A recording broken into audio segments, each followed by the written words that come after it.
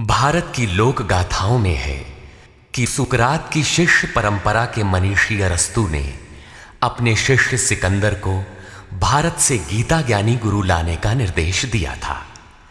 गीता के ही एक ईश्वरवाद को विश्व की विविध भाषाओं में मूसा, ईसा तथा अनेक सूफी महात्माओं ने फैलाया। भाषांतर होने से ये पृथक पृथक प्रतीत होते हैं, किंतु सिद्धांत गीता के ही है। अतः गीता मानव मात्र का अतर्क्य धर्मशास्त्र है। गीता का आशय यथार्थ गीता के रूप में प्रस्तुत कर स्वामी श्री अड़गड़ानंद जी महाराज ने मानव मात्र को एक अमूल्य निधि दी है, जिसका कैसेट रूपांतर श्री जीतन भाई के सौजन्य से हुआ है। गीता के दसियों हजार अनुवादों के बीच दैदीप्यमान इस व्याख्या के आलोक में आप सब परम श्रेय के साधक बने।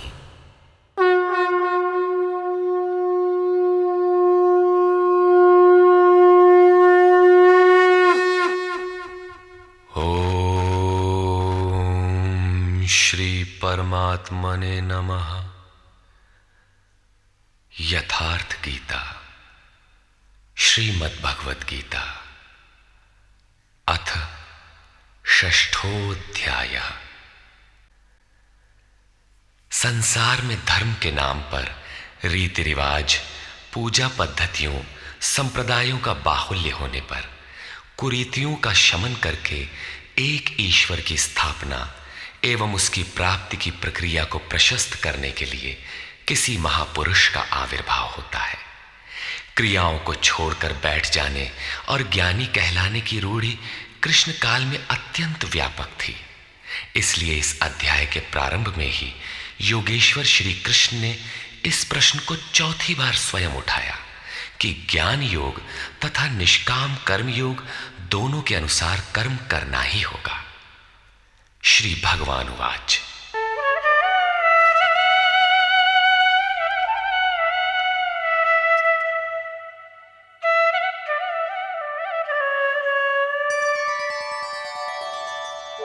अनाश्रितः कर्मफलं कार्यं कर्म करोति यः स सन्न्यासी च योगी च न निरग्निर्न चाक्रियः।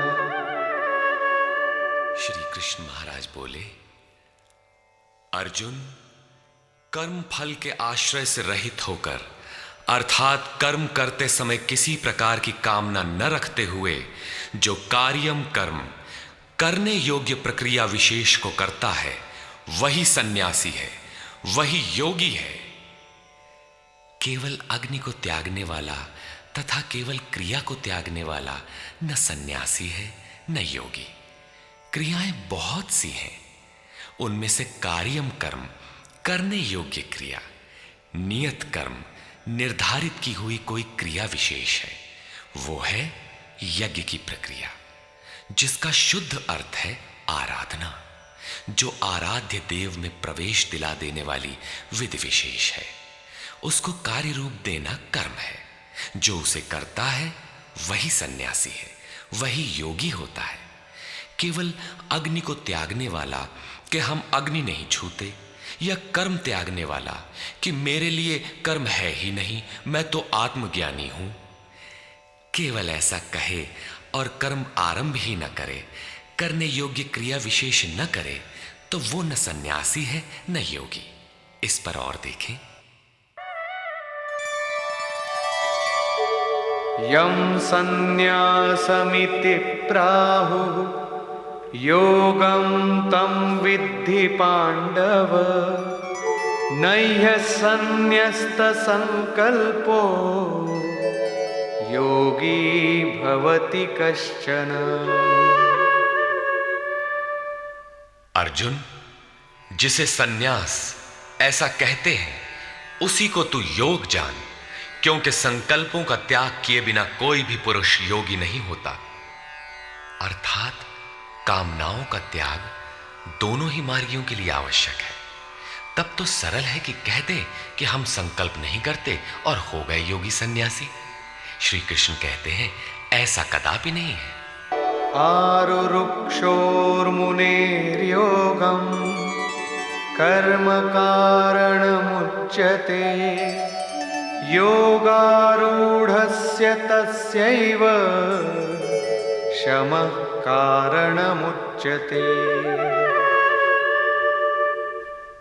योग पर आरूढ़ होने की इच्छा वाले मननशील पुरुष के लिए योग की प्राप्ति में कर्म करना ही कारण है, और योग का अनुष्ठान करते करते जब वो परिणाम देने की अवस्था में आ जाए, उस योगारूढ़ता में शमः कारणम उच्यते, संपूर्ण संकल्पों का अभाव कारण है।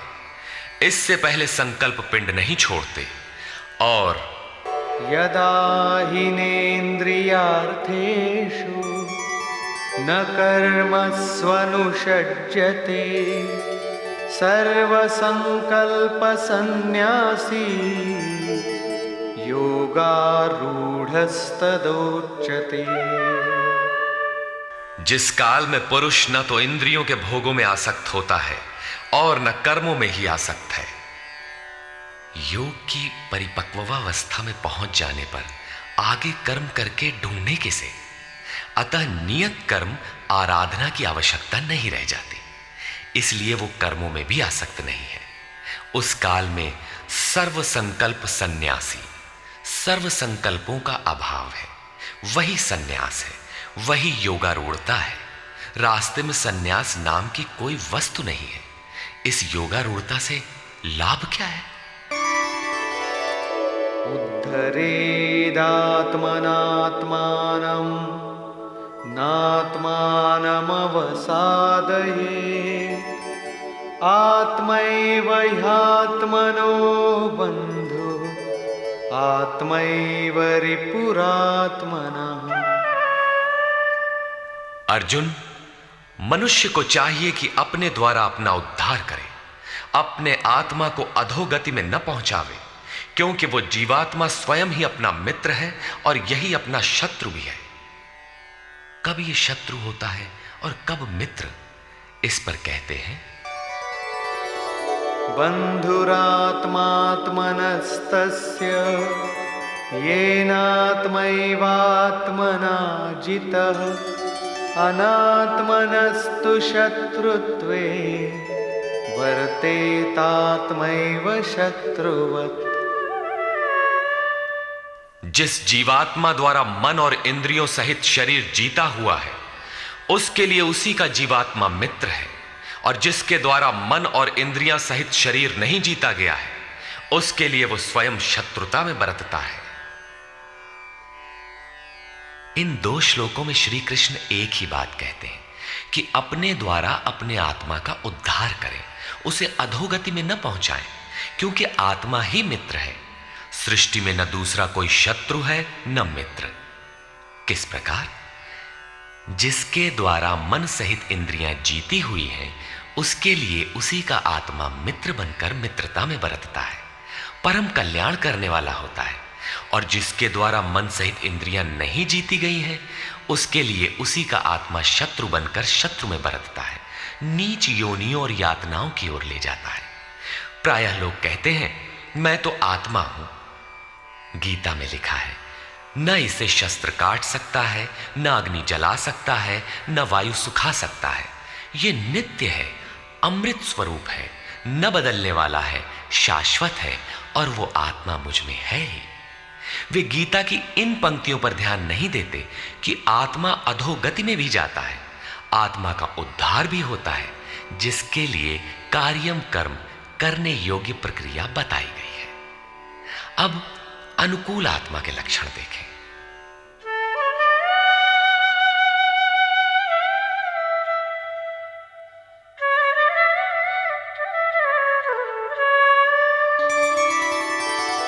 जितात्मनः प्रशान्तस्य परमात्मा समाहितः शीतोष्णसुखदुःखेषु तथा मानापमानयोः।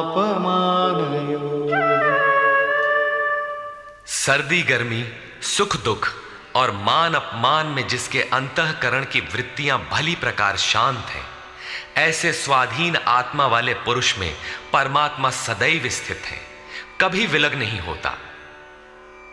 जितात्मा अर्थात जिसने मन सहित इंद्रियों को जीत लिया है, वृत्ति परम शांति में प्रवाहित हो गई है। यही आत्मा के उद्धार की अवस्था है। आगे कहते हैं, ज्ञान विज्ञान तृप्तात्मा कूटस्थो विजितेन्द्रियः युक्त इत्युच्यते योगी समलोष्टाश्मकाञ्चनः। जिसका अंतःकरण ज्ञान विज्ञान से तृप्त है, जिसकी स्थिति अचल स्थिर और विकार रहित है, जिसने इंद्रियों को विशेष रूप से जीत लिया है, जिसकी दृष्टि में मिट्टी, पत्थर और सुवर्ण एक समान है, ऐसा योगी युक्त कहा जाता है। युक्त का अर्थ है योग से संयुक्त। यह योग की पराकाष्ठा है, जिसे योगेश्वर 5वें अध्याय में श्लोक 7 से 12 तक अभिचित्रित कराए हैं। परम तत्व परमात्मा का साक्षात्कार और उसके साथ होने वाली जानकारी ज्ञान है। 1 इंच भी इष्ट से दूरी है, जानने की इच्छा बनी है, तब तक वो अज्ञानी है। वो प्रेरक कैसे सर्वव्याप्त है, कैसे प्रेरणा देता है, कैसे अनेक आत्माओं का एक साथ पथ प्रदर्शन करता है, कैसे वो भूत भविष्य और वर्तमान का ज्ञाता है। उस प्रेरक इष्ट की कार्य प्रणाली का ज्ञान ही विज्ञान है। जब से हृदय में इष्ट का आविर्भाव होता है, उसी दिन से वो निर्देश देने लगता है, किंतु प्रारंभ में साधक समझ नहीं पाता। पराकाष्ठा काल में ही योगी उनकी आंतरिक कार्य प्रणाली को पूर्णतः समझ पाता है। यही समझ विज्ञान है। योगारूढ़ अथवा युक्त पुरुष का अंतःकरण ज्ञान विज्ञान से तृप्त रहता है। इसी प्रकार योग युक्त पुरुष की स्थिति का निरूपण करते हुए योगेश्वर श्री कृष्ण पुनः कहते हैं, सुहृन्मित्रार्युदासीन मध्यस्थद्वेष्य बन्धुषु साधुष्वपि च पापेषु समबुद्धिर्विशिष्यते। प्राप्ति के पश्चात महापुरुष समदर्शी और समवर्ती होता है। जैसे पिछले श्लोक में उन्होंने बताया कि जो पूर्ण ज्ञाता या पंडित है, वो विद्या विनय संपन्न ब्राह्मण में, चांडाल में, गाय कुत्ता हाथी में समान दृष्टि वाला होता है। उसी का पूरक ये श्लोक है। वो हृदय से सहायता करने वाले सहृदय, मित्र, बैरी, उदासीन, द्वेषी, बंधुगणों, धर्मात्मा तथा पापियों में भी समान दृष्टि वाला योग युक्त पुरुष अति श्रेष्ठ है। वो उनके कार्यों पर दृष्टि नहीं डालता, बल्कि उनके भीतर आत्मा के संचार पर ही उसकी दृष्टि पड़ती है। इन सब में वो केवल इतना अंतर देखता है कि कोई कुछ नीचे की सीढ़ी पर खड़ा है तो कोई निर्मलता के समीप, किंतु वो क्षमता सब में है। यहां योग युक्त के लक्षण पुनः दोहराए गए। कोई योग युक्त कैसे बनता है, वो कैसे यज्ञ करता है, यज्ञ स्थली कैसी हो, आसन कैसा हो, उस समय कैसे बैठा जाए, कर्ता के द्वारा पालन किए जाने वाले नियम, आहार विहार, सोने जागने का संयम तथा कर्म पर कैसी चेष्टा हो, इत्यादि बिंदुओं पर योगेश्वर श्री कृष्ण ने अगले 5 श्लोकों में प्रकाश डाला, जिससे आप भी उस यज्ञ को संपन्न कर सके। अध्याय 3 में उन्होंने यज्ञ का नाम लिया और बताया कि यज्ञ की प्रक्रिया ही वो नियत कर्म है। अध्याय 4 में उन्होंने यज्ञ का स्वरूप विस्तार से बताया, जिसमें प्राण का अपान में हवन, अपान का प्राण में हवन, प्राण अपान की गति रोककर मन का निरोध इत्यादि किया जाता है। सब मिलाकर यज्ञ का शुद्ध अर्थ है आराधना, तथा उस आराध्य देव तक की दूरी तय कराने वाली प्रक्रिया, जिस पर 5वें अध्याय में भी कहा। किंतु उसके लिए आसन, भूमि, करने की विधि इत्यादि का चित्रण शेष था। उसी पर योगेश्वर श्री कृष्ण यहां प्रकाश डालते हैं।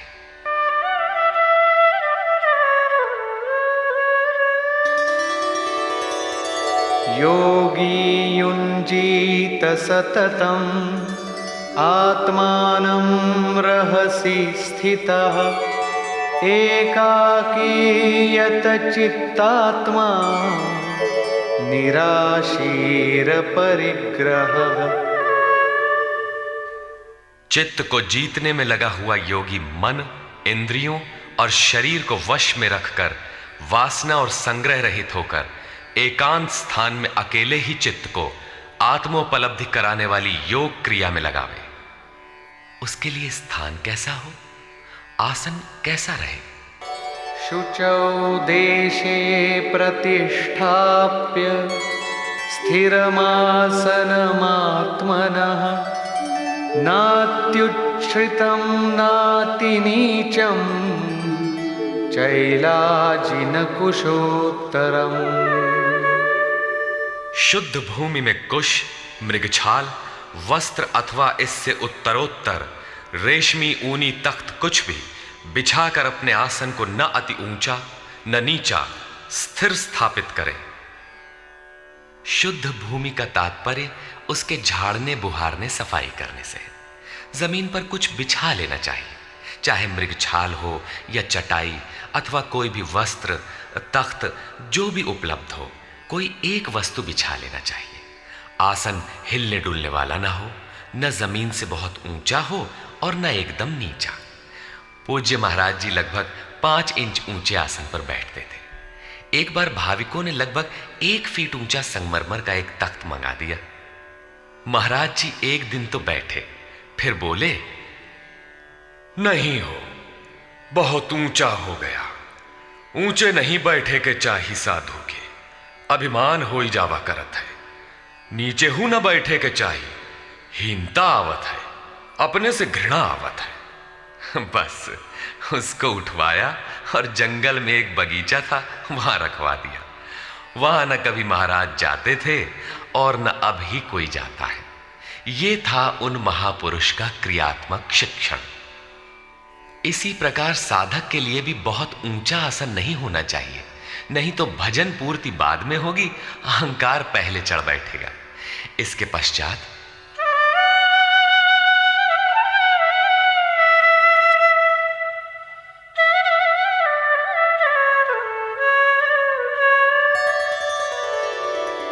तत्रैकाग्रं मनः कृत्वा यत चित्तेन्द्रियक्रियः उपविश्यासने युञ्जात् योगमात्मविशुद्धये। उस आसन पर बैठकर ही ध्यान करने का विधान है। मन को एकाग्र करके चित्त और इंद्रियों को, क्रियाओं को वश में रखते हुए अंतःकरण की शुद्धि के लिए योगा अभ्यास करें। अब बैठने का तरीका बताते हैं।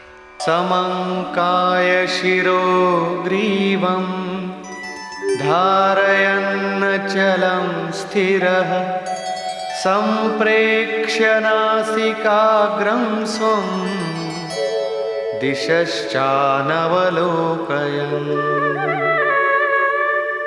शरीर, गर्दन और सिर को सीधा, अचल, स्थिर करके जैसे कोई पटरी खड़ी कर दी गई हो, इस प्रकार सीधा दृढ़ होकर बैठ जाए और अपनी नासिका के अग्रभाग को देखकर, नासिका की नोक देखते रहने का निर्देश नहीं है, बल्कि सीधे बैठने पर नाक के सामने जहां दृष्टि पड़ती है वहां दृष्टि रहे।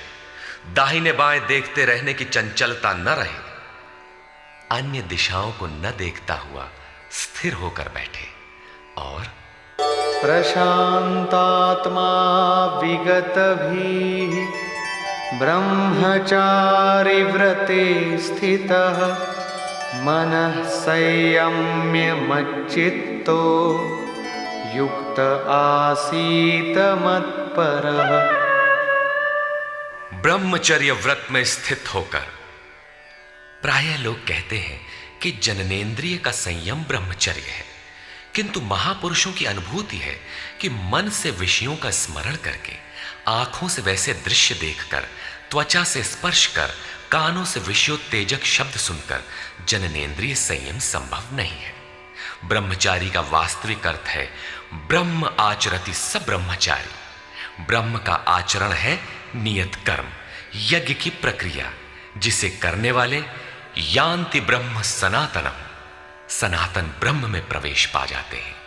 इसे करते समय स्पर्शान कृत्वा बहिर्बाह्यान, बाहर के स्पर्श मन और सभी इंद्रियों के स्पर्श बाहर ही त्याग कर चित्त को ब्रह्म चिंतन में, श्वास प्रश्वास में ध्यान में लगाना है। मन ब्रह्म में लगा है तो बाह्य स्मरण कौन करे? यदि बाह्य स्मरण होता है तो अभी मन लगा कहां? विकार शरीर पर नहीं, मन की तरंगों में रहता है। मन ब्रह्माचरण में लगा है तो जननेन्द्रिय संयम ही नहीं, सकलेंद्रिय संयम तक स्वाभाविक हो जाता है। अतः ब्रह्म के आचरण में स्थित रहकर भय रहित और अच्छी प्रकार शांत अंतःकरण वाला मन को संयत रखते हुए मुझ में लगे हुए चित्त से युक्त मेरे परायण होकर स्थित हो। ऐसा करने का परिणाम क्या होगा?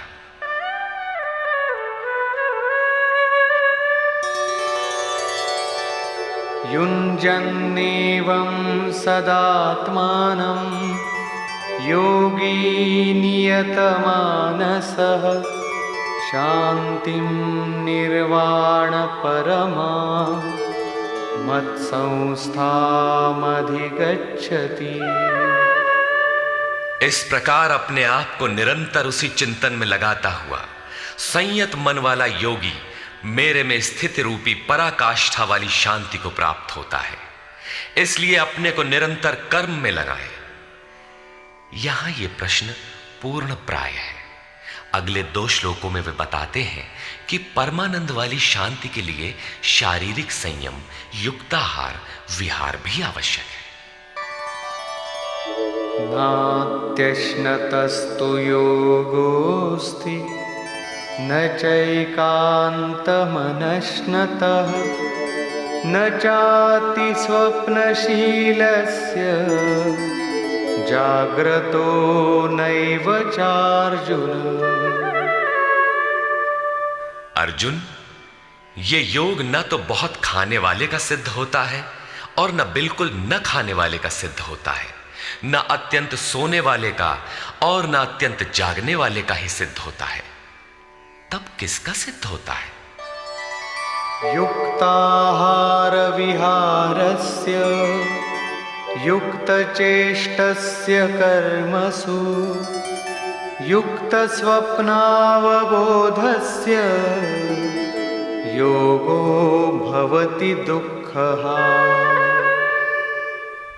दुखों का नाश करने वाला ये योग उचित आहार विहार, कर्मों में उपयुक्त चेष्टा और संतुलित शयन जागरण करने वाले का ही पूर्ण होता है। अधिक भोजन करने से आलस्य, निद्रा और प्रमाद घेरेंगे, तब साधना नहीं होगी। भोजन छोड़ देने से इंद्रियां क्षीण हो जाएंगी, अचल स्थिर बैठने की क्षमता नहीं रहेगी। पूज्य महाराज जी कहते थे कि खुराक से 1.5-2 रोटी कम खाना चाहिए। विहार अर्थात साधन के अनुकूल विचरण, कुछ परिश्रम भी करते रहना चाहिए। कोई कार्य ढूंढ लेना चाहिए, अन्यथा रक्त संचार शिथिल पड़ जाएगा, रोग घेर लेंगे। सोना और जागना आयु, आहार और अभ्यास से घटता बढ़ता है। महाराज जी कहा करते थे, योगी को 4 घंटे सोना चाहिए और अनवरत चिंतन में लगे रहना चाहिए। हट करके न सोने वाले शीघ्र पागल हो जाते हैं।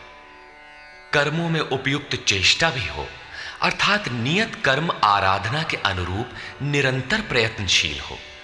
बाह्य विषयों का स्मरण न कर सदैव उसी में लगे रहने वाले का ही योग सिद्ध होता है। साथ ही यदा विनियतं चित्तम् आत्मन्येवावतिष्ठते निःस्पृहः सर्वकामेभ्यो युक्त इत्युच्यते तदा। इस प्रकार योग के अभ्यास से विशेष रूप से वश में किया हुआ चित्त जिस काल में परमात्मा में भली प्रकार स्थित हो जाता है, विलीन सा हो जाता है, उस काल में संपूर्ण कामनाओं से रहित हुआ पुरुष योग युक्त कहा जाता है। अब विशेष जीते हुए चित्त के लक्षण क्या है?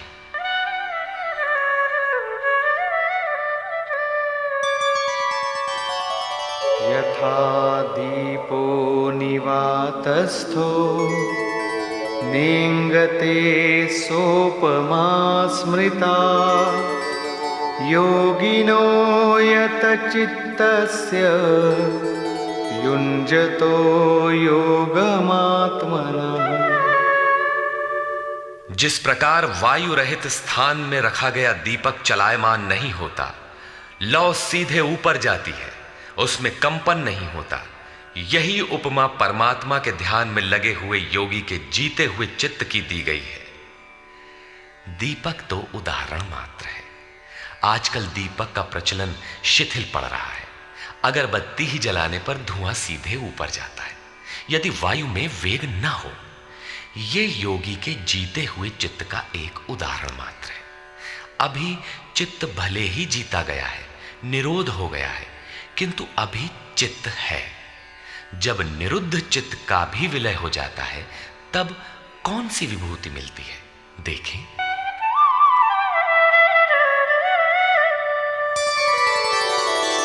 यत्रो परमते चित्तं निरुद्धं योगसेवया यत्र चैवात्मनात्मानं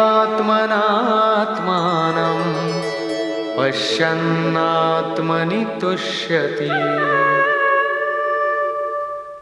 जिस अवस्था में योग के अभ्यास से बिना अभ्यास के कभी निरोध नहीं होगा, अतः योग अभ्यास से निरुद्ध हुआ चित्त भी उपराम हो जाता है, विलय हो जाता है, मिट जाता है।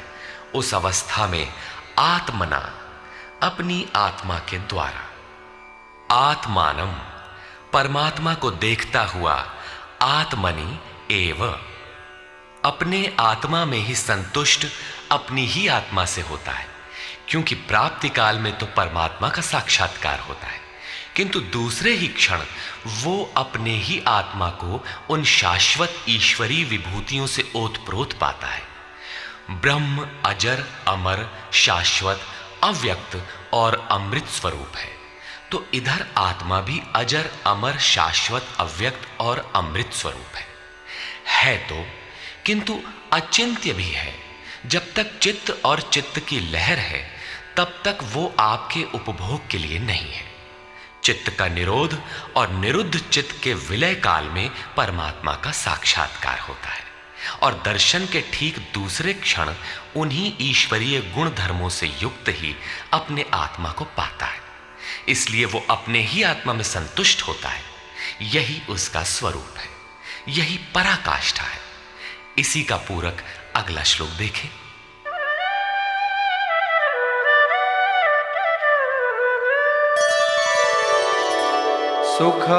सुखमात्यन्तिकं यत्तत् बुद्धिग्राह्यमतीन्द्रियं वेत्ति यत्र न चैवायं स्थितश्चलति तत्वतः।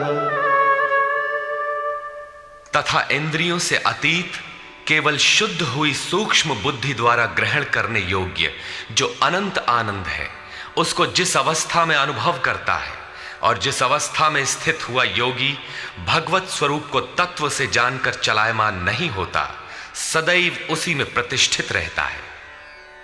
तथा यं लब्ध्वा चापरं लाभं मन्यते नाधिकं ततः यस्मिन् स्थितो न दुःखेन गुरुणापि विचाल्यते।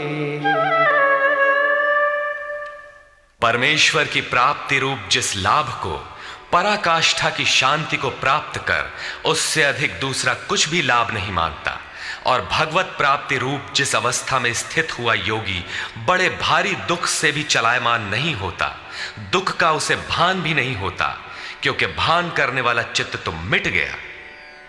इस प्रकार तं विद्या दुःख संयोग वियोगं योगसंज्ञितं सनिश्चयेन योक्तव्यो योगो निर्विण्णचेतसा। जो संसार के संयोग और वियोग से रहित है उसी का नाम योग है। जो आत्यंतिक सुख है उसके मिलन का नाम योग है। जिसे परम तत्व परमात्मा कहते हैं उसके मिलन का नाम योग है। वो योग न उकताए हुए चित्त से निश्चय पूर्वक करना कर्तव्य है। धैर्य पूर्वक लगा रहने वाला ही योग में सफल होता है।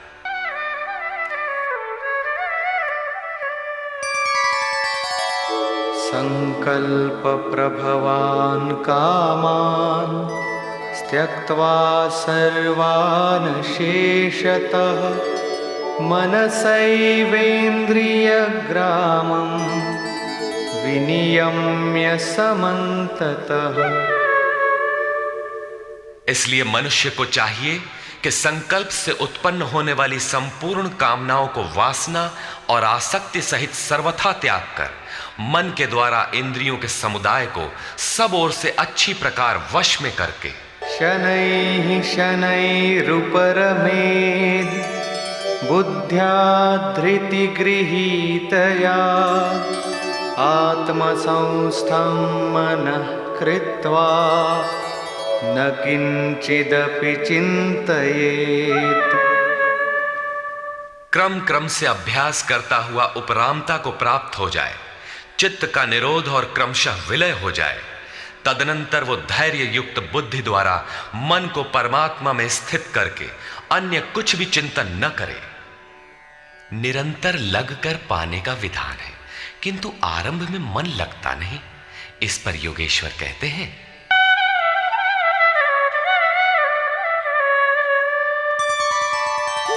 यतो यतो निश्चरति मनश्चञ्चलमस्थिरं ततस्ततो नियम्यैतद् आत्मन्येव वशं नयेत्। ये स्थिर न रहने वाला चंचल मन जिस जिस कारण से सांसारिक पदार्थों में विचरता है उससे रोक कर बारंबार अंतरात्मा में ही निरोध करे। प्रायः लोग कहते हैं कि मन जहां भी जाता है जाने दो, प्रकृति में ही तो जाएगा और प्रकृति भी उस ब्रह्म के ही अंतर्गत है। प्रकृति में विचरण करना ब्रह्म के बाहर नहीं है। किंतु श्री कृष्ण के अनुसार यह गलत है। गीता में इन मान्यताओं का किंचित भी स्थान नहीं है। श्री कृष्ण का कथन है कि मन जहां जहां जाए, जिन माध्यम से जाए, उन्हीं माध्यम से रोककर परमात्मा में ही लगावें। मन का निरोध संभव है। इस निरोध का परिणाम क्या होगा?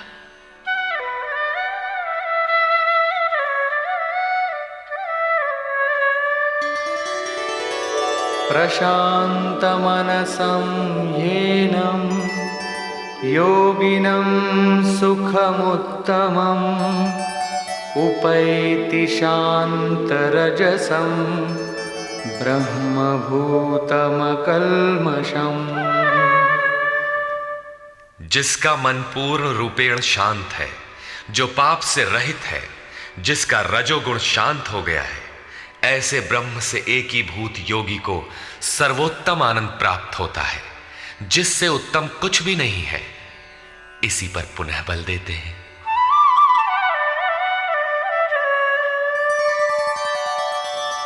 युञ्जन्नेवं सदात्मानं योगी विगतकल्मषः सुखेन ब्रह्म संस्पर्शम् अत्यंतं सुखमश्नुते। पाप रहित योगी इस प्रकार आत्मा को निरंतर उस परमात्मा में लगाता हुआ सुखपूर्वक परब्रह्म परमात्मा की प्राप्ति के अनंत आनंद की अनुभूति करता है। वो ब्रह्म संस्पर्श अर्थात ब्रह्म के स्पर्श और प्रवेश के साथ अनंत आनंद का अनुभव करता है। अतः भजन अनिवार्य है। इसी पर आगे कहते हैं,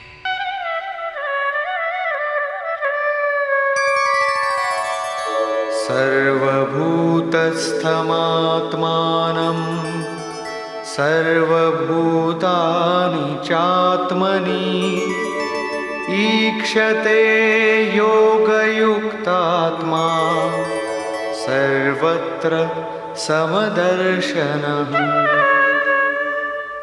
योग के परिणाम से युक्त आत्मा वाला, सब में समभाव से देखने वाला योगी आत्मा को संपूर्ण प्राणियों में व्याप्त देखता है और संपूर्ण भूतों को आत्मा में ही प्रवाहित देखता है।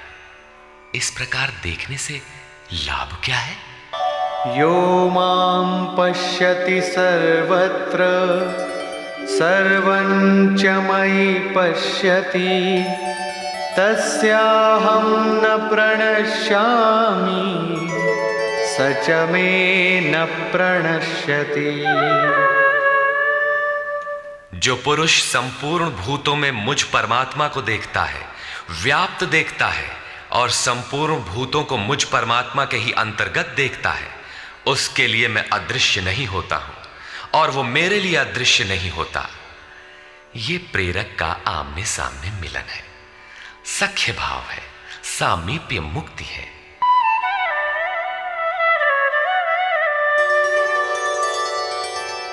सर्वभूतस्थितं यो मां भजत्येकत्वमास्थितः सर्वथा वर्तमानोऽपि स योगी मयि वर्तते।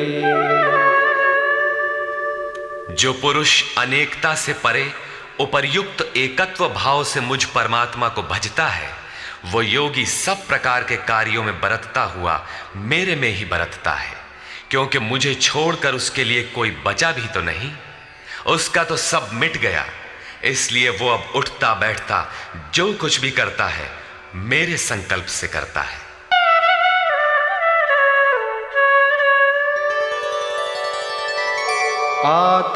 आत्मौपम्येन सर्वत्र समं पश्यति योऽर्जुन सुखं वा यदि वा दुःखं स योगी परमो मतः।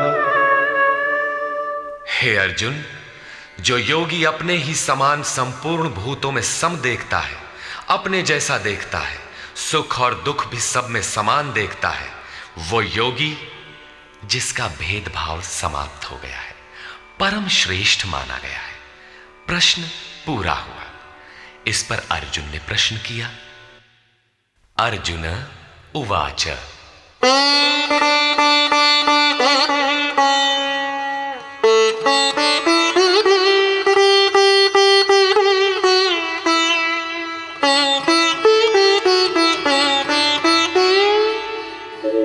योऽयं योगस्त्वया प्रोक्तः साम्येन मधुसूदन एतस्याहं न पश्यामि चञ्चलत्वात् स्थितिं स्थिराम्। हे मधुसूदन, ये योग जो आप पहले बता आए हैं, जिससे समत्व भाव दृष्टि मिलती है, मन के चंचल होने से बहुत समय तक इसमें ठहरने वाली स्थिति में मैं अपने को नहीं देखता।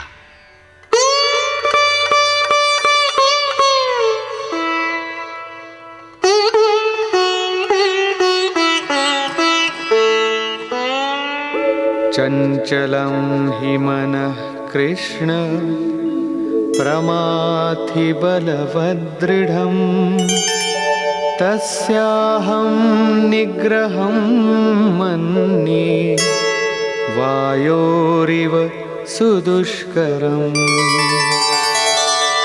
हे श्री कृष्ण, ये मन बड़ा चंचल है, प्रमथन स्वभाव वाला है, अर्थात दूसरे को मत डालने वाला हठी तथा बलवान है। इसलिए इसे वश में करना मैं वायु की भांति अति दुष्कर मानता हूं। तूफानी हवा और इसको रोकना बराबर है। इस पर योगेश्वर श्री कृष्ण कहते हैं, श्री भगवान उवाच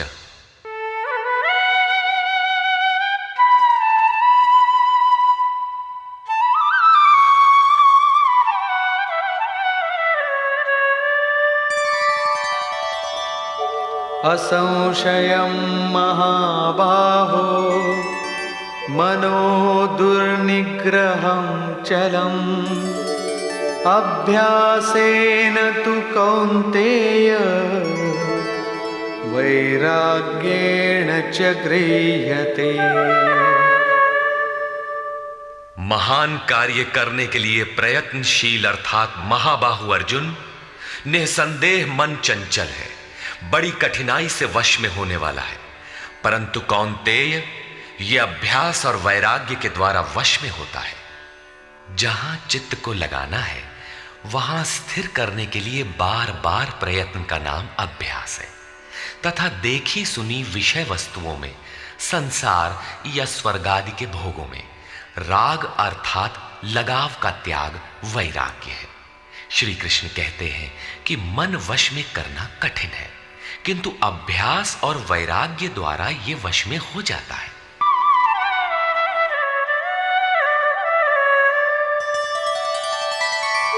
असंयतात्मना योगो दुष्प्राप इति मे मतिः वश्यात्मना तु यतता शक्यो वाप्तुमुपायतः।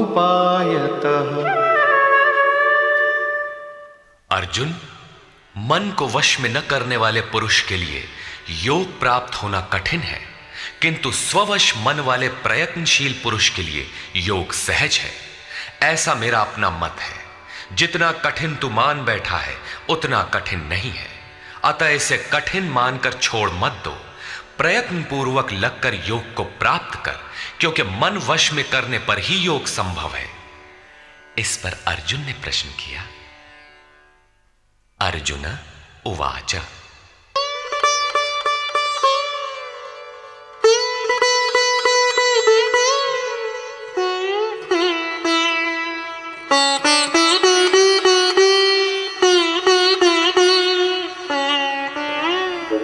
अयति श्रद्धयोपेतो योगाच्चलितमानसः अप्राप्य योगसंसिद्धिं कां गतिं कृष्ण गच्छति। योग करते करते यदि किसी का मन चलायमान हो जाए, यद्यपि अभी योग में उसको श्रद्धा है ही, तो ऐसा पुरुष भगवत सिद्धि को प्राप्त न होकर किस गति को पाता है? कच्चिन्नो भय विभ्रष्टः छिन्नाभ्रमिव नश्यति अप्रतिष्ठो महाबाहो विमूढ़ो ब्रह्मणः पथि। महाबाहु श्री कृष्ण, भगवत प्राप्ति के मार्ग से विचलित हुआ वो मोहित पुरुष छिन्न भिन्न बादल की भांति दोनों ओर से नष्ट भ्रष्ट तो नहीं होता। छोटी सी बदली आकाश में छाए तो वो न बरस पाती है, न लौटकर मेघों से ही मिल पाती है, बल्कि हवा के झोंकों से देखते देखते नष्ट प्राय हो जाती है। उसी प्रकार शिथिल प्रयत्न वाला, कुछ काल तक साधन करके स्थगित करने वाला नष्ट तो नहीं हो जाता। वो न आप में प्रवेश कर सका और न भोग ही भोग पाया, उसकी कौन सी गति होती है?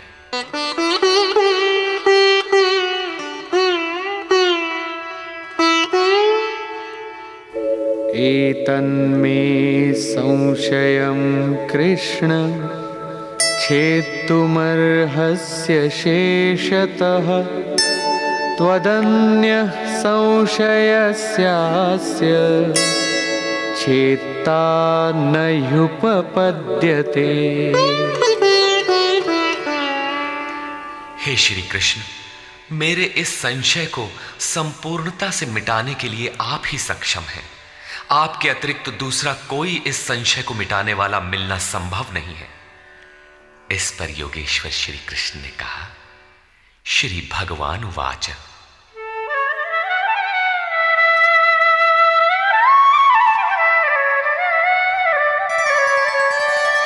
पार्थ नैवेह नामुत्र विनाशस्तस्य विद्यते न हि कल्याणकृत् कश्चित् दुर्गतिं तात गच्छति।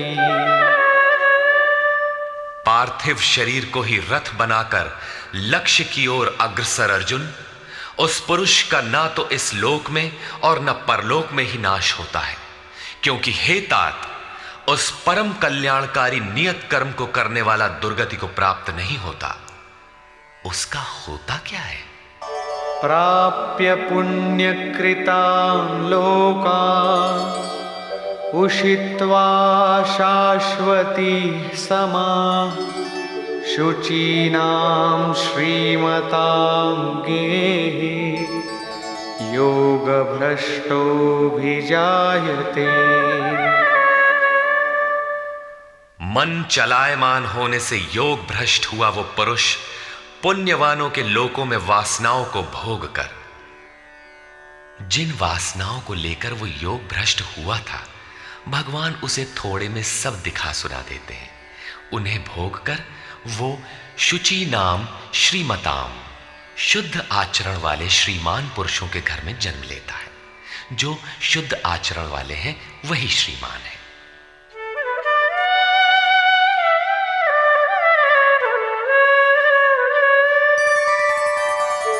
अथवा योगिनामेव कुले भवति धीमताम् एतद्धि दुर्लभतरं लोके जन्म यदीदृशम्।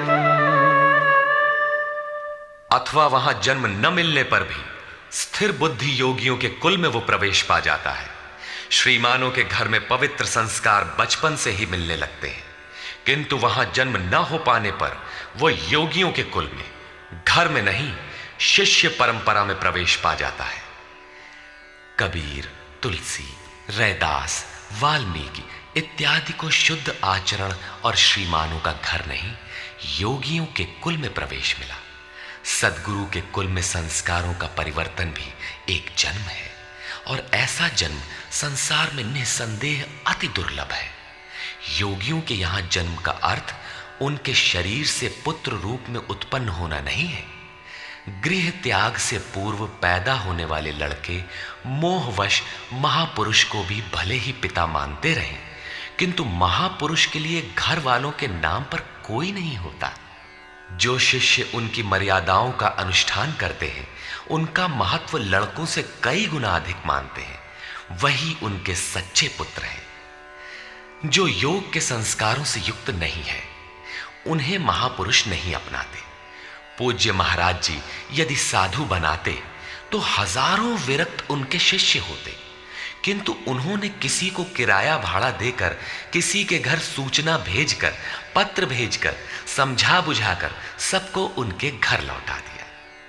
बहुत लोग हठ करने लगे तो उन्हें अपशकुन हो, भीतर से मना हो कि इसमें साधु बनने के एक भी लक्षण नहीं है, इसे रखने में भलाई नहीं है, ये पार नहीं होगा। निराश होकर दो एक ने पहाड़ से गिरकर अपनी जान भी दे दी, किंतु महाराज जी ने उन्हें अपने यहां नहीं रखा। बाद में पता चलने पर बोले, जानत रहूं कि बड़ा विकल है, लेकिन ये सोचते है कि सचहूं के मरी जाए तो रख ही लेते। एक ठो पतितय रहत और का हो। ममत्व उनमें भी विकट था, फिर भी नहीं रखा।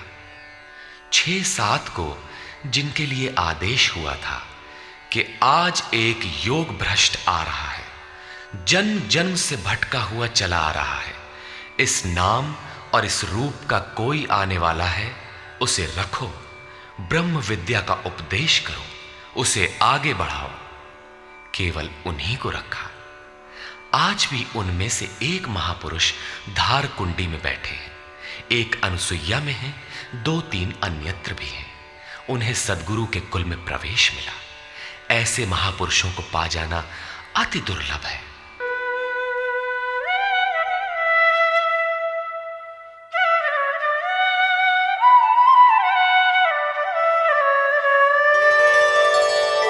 तत्र तं बुद्धिसंयोगं लभते पौर्वदेहिकं यतते च ततो भूयः संसिद्धौ कुरु नंदन।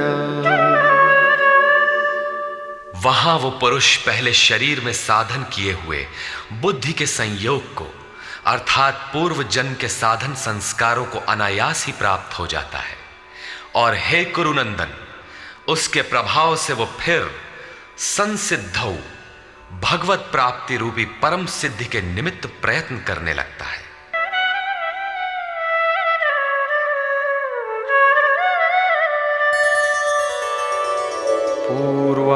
पूर्वाभ्यासेन तेनैव ह्रियते ह्यवशोऽपि सः जिज्ञासुरपि योगस्य शब्दब्रह्माति वर्तते। श्रीमानों के घर विषयों के वश में रहने पर भी वो पूर्व जन्म के अभ्यास से भगवत पथ की ओर आकर्षित हो जाता है और योग में शिथिल प्रयत्न वाला वो जिज्ञासु भी वाणी के विषय को पार करके निर्वाण पद को पा जाता है। उसकी प्राप्ति का यही तरीका है, कोई एक जन्म में पाता भी नहीं। प्रयत्नाद्यतमानस्तु योगी संशुद्ध किल्बिषः अनेक जन्म संसिद्धः ततो याति परां गतिम्। अनेक जन्मों से प्रयत्न करने वाला योगी परम सिद्धि को प्राप्त हो जाता है। प्रयत्न पूर्वक अभ्यास करने वाला योगी सभी पापों से अच्छी प्रकार शुद्ध होकर परम गति को प्राप्त हो जाता है। प्राप्ति का यही क्रम है। पहले शिथिल प्रयत्न से ये योग आरंभ होता है, मन चलायमान होने पर जन्म लेता है, सद्गुरु के कुल में प्रवेश पाता है और प्रत्येक जन्म में अभ्यास करते हुए वहीं पहुंच जाता है जिसका नाम परम गति परम धाम है। योगेश्वर श्री कृष्ण ने कहा था कि इस योग में बीज का नाश नहीं होता। आप 2 कदम चल भर दें, उस साधन का कभी नाश नहीं होता। हर परिस्थिति में रहते हुए पुरुष ऐसा कर सकता है, कारण कि थोड़ा साधन तो परिस्थितियों में घिरने वाला व्यक्ति ही कर पाता है, क्योंकि उसके पास समय नहीं है। आप काले हों, गोरे हों अथवा कहीं के हों, गीता सबके लिए है, आपके लिए भी है, बशर्ते आप मनुष्य हो। उत्कट प्रयत्न वाला चाहे जो हो, किंतु शिथिल प्रयत्न वाला गृहस्थ ही होता है। गीता गृहस्थ विरक्त शिक्षित अशिक्षित सर्वसाधारण मनुष्य मात्र के लिए है, किसी साधु नामक विचित्र प्राणी के लिए ही नहीं। अंत में योगेश्वर श्री कृष्ण निर्णय देते हैं,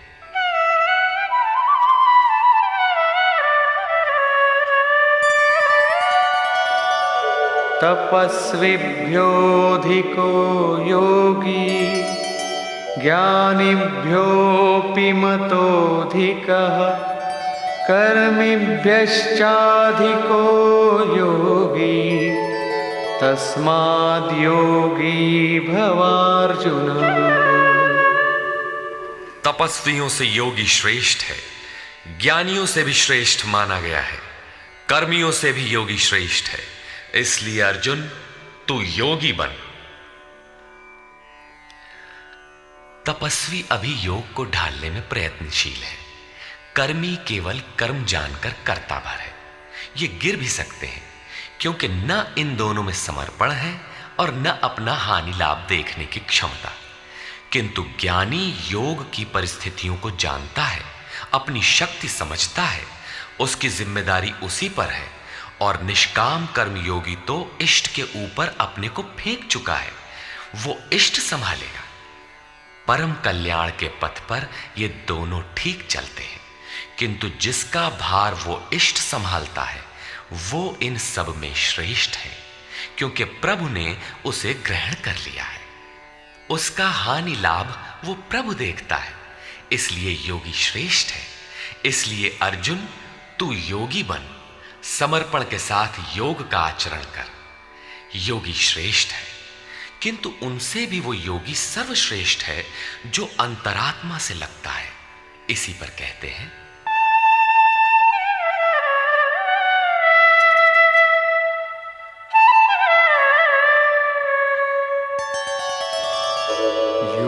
योगिनामपि सर्वेषां मद्गतेनान्तरात्मना श्रद्धावान् भजते यो मां समे युक्ततमो मतः। संपूर्ण निष्काम कर्म योगियों में भी जो श्रद्धा विभोर होकर अंतरात्मा से अंतर चिंतन से मुझे निरंतर भजता है, वो योगी मुझे परम श्रेष्ठ मान्य है। भजन दिखावे या प्रदर्शन की वस्तु नहीं है। इससे समाज भले ही अनुकूल हो, किंतु प्रभु प्रतिकूल हो जाते हैं।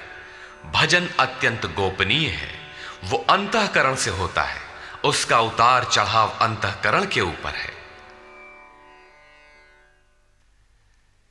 निष्कर्ष, इस अध्याय के आरंभ में योगेश्वर श्री कृष्ण ने कहा कि फल के आश्रय से रहित होकर जो कार्यम कर्म अर्थात करने योग्य प्रक्रिया विशेष का आचरण करता है वही सन्यासी है, और उसी कर्म को करने वाला ही योगी है।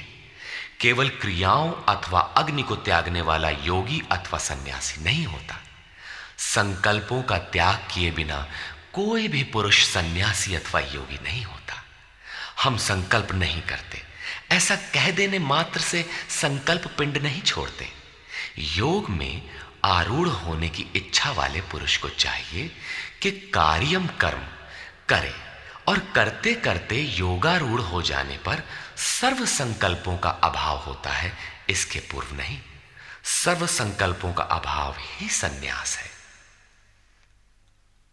इसलिए अर्जुन, तू योगी बन, समर्पण के साथ अंतर मन से योग का आचरण कर।